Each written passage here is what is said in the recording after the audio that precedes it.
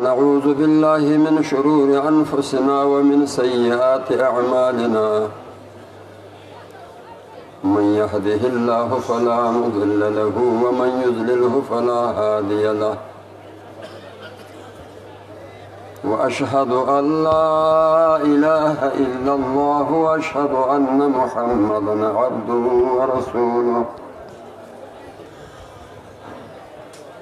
أما بعد فإن أصدق الحديث كتاب الله تعالى وأحسن الهدي هدي محمد صلى الله عليه وسلم وشر الأمور محدثاتها وكل محدثة بدعة وكل بدعة ضلالة وكل ضلالة في النار. أعوذ بالله من الشيطان الرجيم. بسم الله الرحمن الرحيم.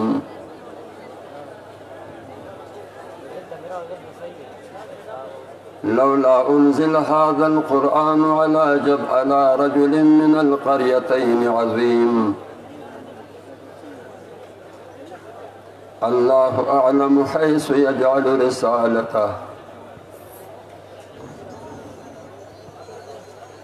عزتمندو د دې حالاتو مناسب به یو څو خبرې وکړو،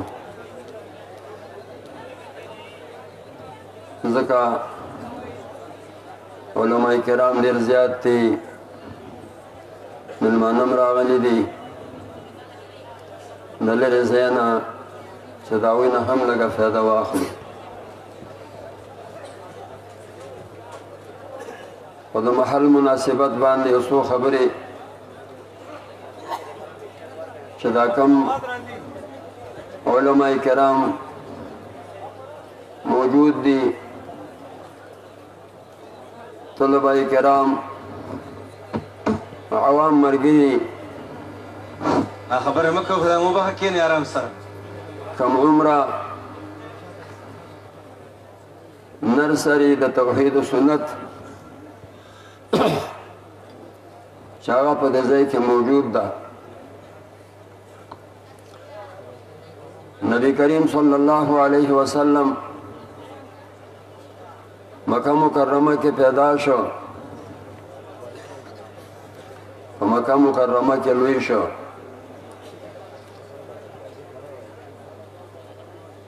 ځان له عبادت الله رب العالمین داغه په دل دماغ کې دا اپریشنونه وروستو چې ماشوموالي کې اپریشنې شروع شوې، په ځوانۍ کې اپریشنې شروع شوې، په پوهنمرۍ کې اپریشنې شروع شوې، او په دې اپریشنونو کې د هغه زړه راوځي او هغه انزلی کېږي وختن په وختن باندې. دا ګران کار دی. الله هدایت د هغه په زړه کې اچولی و. کعبه مبارکې سره ګرد چاپېره بوتان و. د بوتانو په خوا کې عبادت مناسب نه ګڼه، لاړ غار حرا ته. د آبادي چې کله کمه وه نو غار حرا نه کعبه مبارکه ښکاره کېدله.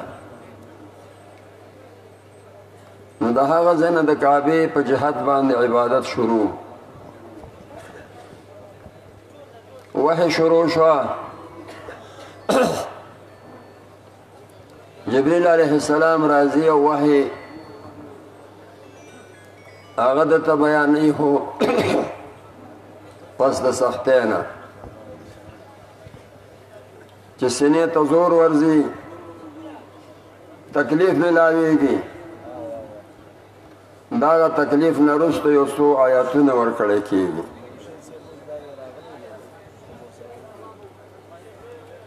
خپل کور ته ځي، خدیجة الکبرى رضی الله تعالی عنها ته وایي ما باندې څه واچوه یخني مې کېږي. د یخنۍ او د تبې د تګ نه وروستو ورقه ابن نوفل ته ځي. هغه د انجیل لیکونکی و، نصرانیت ته د شرک نه تللی و. هر چا په دې کوشش کوي چې زه یو پاک دین تلاش کړم. ورقه ابن نوفل نصرانیت ته تللی و، انجیل به لیکو. دای کتاب نه دته حالات معلومو چې کله رسول الله خپل حالت بیان کوي دا تا ته چې راځي دا ناموس د وحی دی، رازدار د وحی. خو کاش کې زه په هغه وخت کې ژوندی یم چې تا خپل قوم د کلي نه وباسي، چې زه هغه وخت کې ستا یو مضبوط امداد وکړم. لانصرنک نصرا مؤزرا. نبی علیہ السلام حالاتو ته ګوري، هېڅوک نه برداشت کوي چې ما د خپل ابایي کلي نه څوک وباسي. و امخرجیهم، ولې دا قوم ما د کلي نه وباسي وی او ته به داسې خبرې کوې چې خبرې به دوی نه برداشت کوي او تا به دې ته مجبوری چې د کلي نه وځې. کلم پاتې کېږي. نبی علیہ السلام ته وحی شروع شوه، وقتاً په وقتاً باندې وحی راځي. د قرآن حکیم د ښودلو ځای نشته. په یو کور کې د ورقه ابن نوفل هغه ورقه په کور کې دغه د دار ارقم کې ښودلی کېږي. دار ارقم کې هغه ښودلی کېږي. دا د نبی علیه السلام هغه پټېدل، د الله د کتاب خورېدل. څوک چې راځي او ایمان راوړي نو ورته وایي خاموش شه، ایمان خو دې راوړو خو دا کلمه پټه وساته چې کله غلبه راشي نو بیا به ته دا کلمه ښکاره کوې. ابو ذر غفاری رضی الله تعالی عنہ رالو، میاشت څه کمې په مکه مکرمه کې تیر کړ، خو دا نه وایي چې زه سله راغلی یم څوک ګورم د یېرې نه څه نشي ویلی. علي رضی الله عنه ته تپوس وکړه مېلمه ته کوم ځای او سله راغلی وې؟ زه درته حال ویم خو ته کو راز پټولی شي. وی دلته یو انسان دی او نبوت دعوی کړې ده او زه راغلی یم هغه سره ملاوېدل غواړم. هغه علي رضی الله عنه باجرأته انسان دی خو کلمه نشي ښکاره کولی. رالو په درېیمه ورځ ځان سره روان کوې، راځه چې تا ته وښیم خو کوچې ته یو مشرک مخې له راشي، زه به بول باندې کوم کښېنم به خو ته به وړاندې ځې چې په دې پوه نه شي چې دا د علي سره ملګری دی. دار ارقم ته بوته، کلمې ورته وښودله، وی دا پټه وساته، زه کلي ته لاړ شه او چې کله بیا غلبه د دین راشي نو ته به راځې، دا به ښکاره کوې. هغه وایي داسې کله کېږي. رالو کعبې سره ودرېږي، وی اشهد ان لا اله الا الله واشهد ان محمد رسول الله. هغه مشرکین راجمع شو او هغه وینې پرې روانې کړې. ابوبکر صدیق او نور الله خلاصې کړ. وی تاسو به غفار قبیلې ته څنګه بیا سفر د غلې دپاره کوئ؟ ته خلاصې کړ. سبا بیا رالو ودرېد. بل ورځ بیا نبی کریم صلی الله علیه وسلم څه وایي؟ ما اقلت الغبراء ولا اذلت الخضراء اصدق لهجة من ابي ذر. د ځمکې د پاسه د اسمان د لاندې داسې رښتینی انسان د ابي ذر په شانتې نشته چې رښتینی ونه کړي. ځان یې خو کو، ځان یې درمن کو، کلمې ښکاره کړه. دور تیریږي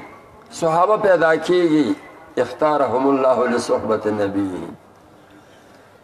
یو د مشرق ناراضي بل د مغرب ناراضي بل د جنوب او شمال ناراضي مختلف ملکونو الله دار کلینا یو چانه یو رسول الله تعالی لېږي نبی علیہ الصلوۃ والسلام یو جماعت پیداش بیا هم د مشرکینو غلبه وا هجرت وک مدینه منورې ته لاړ مدینه کې انصار آباد دي او یهود آباد دي انصار امیان خلقو بالکل جاهلانو مشرکانو یهود مولیانو لوی لوی عالمان پکیو د کتاب خاوندانو کله چې نبی علیہ السلام هجرت وکړو هغه د کتاب والا بې ایمانه پاتې شول او هغه جاهلان ایمان ورکړی شو هغې ته انصار د دین ویلی شو مولیان ولې بې ایمانه پاتې شو ځکه پاتې شو چې هغوی ضد کې راغله عناد کې راغله او د حق مخالفت یې وکړو او چا چې دا ولې ورځې نه د حق مخالفت وکړو بیا الله تعالی هغه ته ایمان نه ورکوي بیا ایمان نه ورکوي زیاتېدله مؤمنان خپل قوت کې راغله زیات شو یا د مکې مشرکین ویل لولا انزل ولې موږ نه ورکړی کېږي دا کتاب دا قرآن ولې نه ورکړی کېږي طائف کې لوی خلک د مالدار هغې ته یا مکه کې لوی خلک دی هغې ته ولې نه ورکړی کېږي یا ولی لولا انزل علینا مثل ما اوتی موسی لولا اوتی مثل ما اوتیا ولی مونږ ته کتاب نه راکړی کېږي چې نبی علیہ السلام ته ورکړی کېږي الله وی الله اعلم حیث یجعل رسالت الله په هغه سینه پوه دی چې کوم کې الله د خپل وحی اچوي نبوت عام شو صحابه پیدا شو سختې لاړې راحت رالو بیا پکې مشرکین هم بعضې په دې چېره دا هو زمونږ په کور کې نبي راغلی وی بل ویل چې زمونږ په کور کې راغلی وی دا دومره خلک پیدا شو بعضې خلکو د نبوت دعوه وکړه اسود عنسی مسلمة الکذاب ښځې هم پکې راپاڅېدې وی موږ هم د نبوت دعوه کوو سجا تیار فصل ویل ده تیار خلق ویل دو مسلمة الکذاب رسول الله ته خلق را لګي ورته وای دا نبوت ما سره نیم کا دا علاقو په لحاظ باندې یا چې تو وفات چې تو وای زمانه رسته به دا نبی وي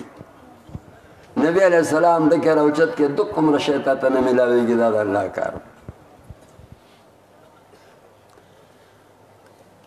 په تیار فصل کې هر سړی خوشحالي کې چې دا ماته ملاو شي کله چې زمیندار مشقت تیر کې او رشه راوړي درمن ته بیا غل راځي تیار رشه وړي تیار غلې ته خوشحاله کرته او بخارو کا نیشي کوله ارزدا چې تکلیف دانن چې تاسو حاضر یې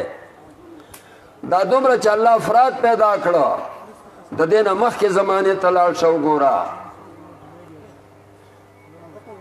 د دې نه وړاندې زمانه ته لاړ شو ګوره چې دا بنیاد چا وضع کړو په دې پښتون قوم کې شیخ رحمه الله هغه په بدن وینې راغلی دي او په کاڼو ویشتلی شوی دی هغه سره بایکاټ شوی دی چې کوم سنت د نبی علیه السلام د زندګۍ و چې مشرکینو کوم هغوی سره بایکاټونه کړي وو هغه د شیخ رحمه الله سره د پښتون قوم او د مولیانو کړي هغه تکلیفونه هغه برداشت کړي دي مولانا شیخ محمد طیب دامت برکاتهم العالیه شل کاله نه زیات د شیخ رحمه الله په ترخ کې ناست زبر عالم قرآن دیو ما تا برالو روجه به تیره شوله 15 د شعبان به تېرې شو موږ به لاړو او شیخ طیب به ناست و شیخ صاحب ته تش قرآن ته نه دی زده کړی دا تنظیم چې جوړ شوی دا اټ دماغو جوړ کړی دی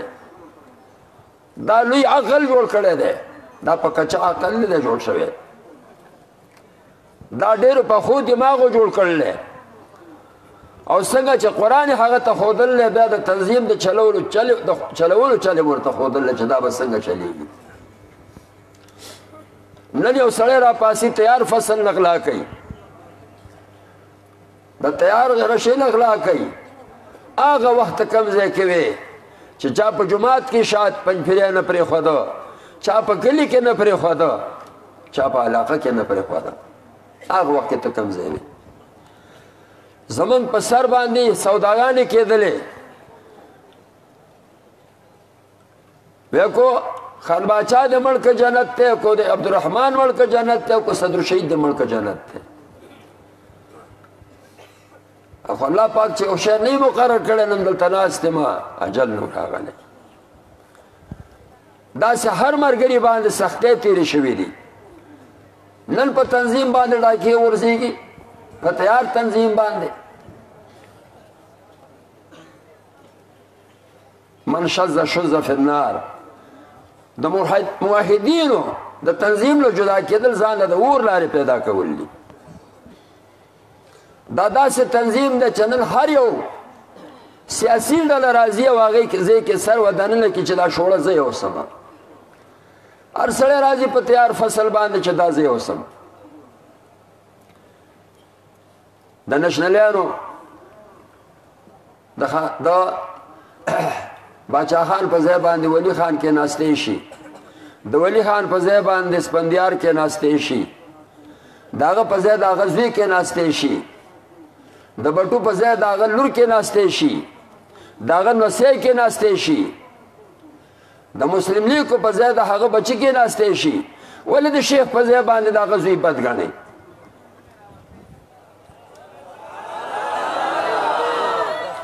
هنوز برداشت کولی ابوالیمان په یمان باندې خپئ زموږ دا تصور چې دی به د بر خوشته دی چې د شیخ نه وروسته به دی موږ امیر کړو داسې حسد داسې کینه تنظیم سره ته کې که ستا د مولطیب صاحب سره روانئ هغه انسان د سبا به مري تنظیم کې سوریه مه کوه تنظیم مه تباه کوه د توحید سنت ازار به دي لیونی به شي دا داسې تنظیم نه دی دا په وینو باندې جوړ شوی دی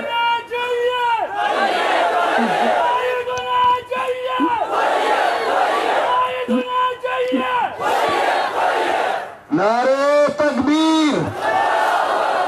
اشاعت التوحید والسنہ قائدنا جید قائدنا جید جرت و بہادری جرت و بہادری شیخ العزیز حضرت مولانا صدر الشہید کو دا عزت ملو په دې سټیټ باندې ډېرو د مولطیب صاحب صفتونه کړي دي خو په خولې صفتونه کول او په لتو د علت یې ولوالې نه غواړم چې په دې سټیټ باندې آینده دپاره منافقانه صفتونه وشي ځان په تنظیم مه ساته تنظیم په ځان وساته کوم خلک چا منافقانه ژوند تېروي څنګه چې خطیب صاحب ویله سار چې کچره نه پاتې کېږي دا کچره به د دې نه وځي دا د قرآن جوړ شوی د حدیث جوړ شوی تنظیم دی دا د شیخ په قرآنو دی هندو ته په ټانګه کې ځای په دې علاقه کې و سیک دپاره ځای و د ښځې دپاره و د ژړا دپاره ځای په ټانګه کې و د شیخ دپاره نه و بېغیرته تا هغه نه یادی ځان ته تا هغه ته قرآن وړولی نن د تنظیم خپې وی دا تیار فصل لته دی کې لا ځان لار ګورې او د دې نه ځان افراد جدا کې شرم وکړه حیا وکړه هغه مشرانو ته وګوره دا وایي هغه قربانو ته وګوره په موږ باندې خلکو وسونه نه دي کړي مالدارو تنظیمونو موږ ته دعوتونه را کړي دي موږ وایو دا غریب تنظیم او ته هغه خبرې کې چې څنګه مال او دولت ته او دا د کوم ځای نه راځي زه وایم چې موږ د تنظیم له خپل بدن قربان کړو پیسې څه ته ویلی کېږي نعره تکبیر قافله رایحت قافله رایحت اکابرین اشاعة التوحید والسنة شهداء اشاعة التوحید والسنة اسیران اشاعة التوحید والسنة مجاهدین اشاعة التوحید والسنة علماء اشاعة التوحید والسنة طلباء اشاعة التوحید والسنة د بدر د کامیابی وجه دا وه چې الله رب العالمین ولې کامیابي په لږو خلکو ورکړه منافقان پکې نه وو احد کې ولې شکست راغلو منافقان پکې ونوتل دا الله رب العالمین دا تنظیم د چاڼ په شان دی لکه چې مدینه نبی علیه السلام فرمایي چې دا د بټې د لوار دا بالکل خیره سوځي ختموي به موږ وایو چې الله دې هغه خیرن خلک چې هغه بې ایمانه هغه د الله تعالی لري آمین زه شیخ صاحب ته آخر کې دا وایم چې انشاءالله زړه کې 1920 رانه والي زړه کې بالکل ښکته پورته والی رانه والي دا د حق بنیاد د شیخ قدم باندې تا قدم یې ښی دی موږ به ستا په قدم باندې قدم دو د شیخ په قدم هم قدم دو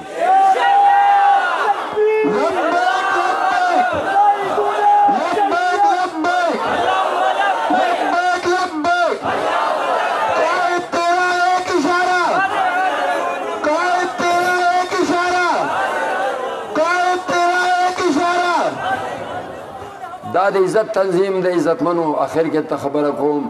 کو عزت غواړې شرافت غواړې تنظیم باندې موږ ولې ولګوې کو ځان بې عزته کوې او عزت خو کوې بیا وباسې تنظیم نه ځان ډېر زر به بې عزته شې فإن العزة لله جميعا دا د الله رب العالمین په توحید او په قرآن کې دی دا په دعوو کې نه دی چې دعوه دې کومه دا په دې کې دی آخر کې تاسو ټولو ته دا درخواست کومه چې په خپل تنظیم باندې استقامت فاستقم کما امرت ان الذين قالوا ربنا الله ثم استقاموا د چا په اوازونو دوکه نشئ د چا په دعوو دوکه نشئ د چا په خبرو دوکه نشئ